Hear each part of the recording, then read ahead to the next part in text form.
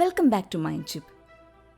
Let me tell you the story of Jake, which is a perfect example of a person who suffers from emotional eating. Jake is a growing businessman. As his business grows up, he noticed that his weight is increasing and soon reached a situation of obesity.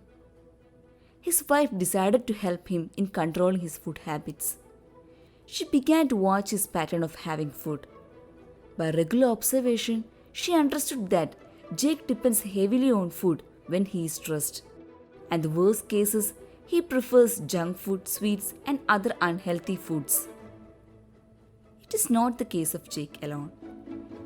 Many of us use food for comfort, stress relief, or to reward ourselves.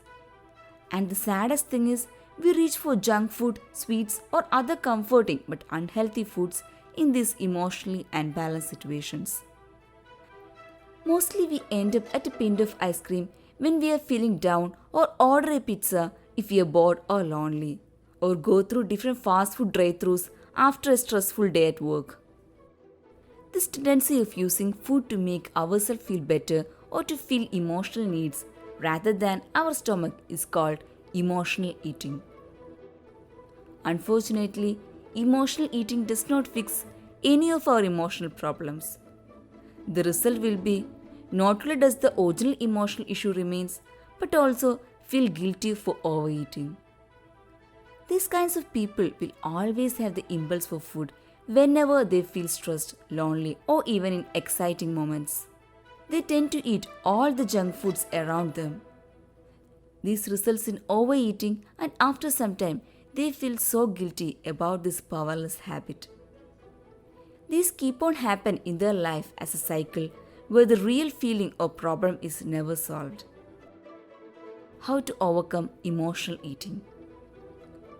What situations, places, or feelings make you reach for the comfort of food? Mostly, emotional eating is related to unpleasant feelings, but it can also get triggered by the positive emotion. Finding and accepting the answer to this question is the first step in getting rid of emotional eating. Physical and emotional hunger may be easily confused, but there are some differences between the two. Make notes on how and when you are hungry and how we feel after eating in a food diary. Also keep a log of what you eat and when you eat. It may help you identify triggers that lead to emotional eating. The physical hunger develops slowly over time. Almost all foods help us to recover from this situation. At this time, we choose food based on our food habits or desire. This type of eating gives us a sensation of fullness. On the other hand, emotional hunger hits suddenly or abruptly with craving on selective foods. There is no sensation of fullness and will keep on eating as much as possible. And this ends up in guilty feeling and shame about overeating. After realizing and accepting your situation, the next step is to find alternatives for food.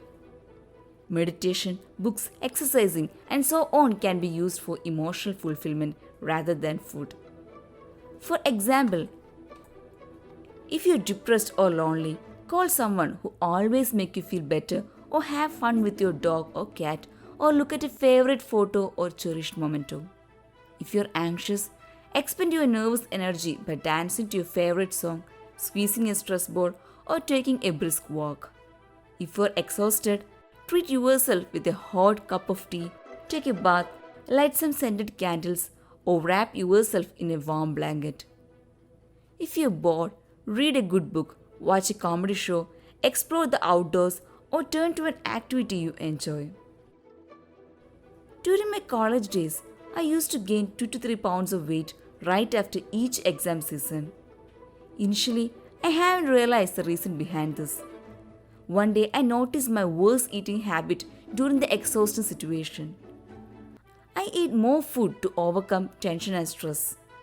But in reality, instead of reducing my pressure, it affected my health.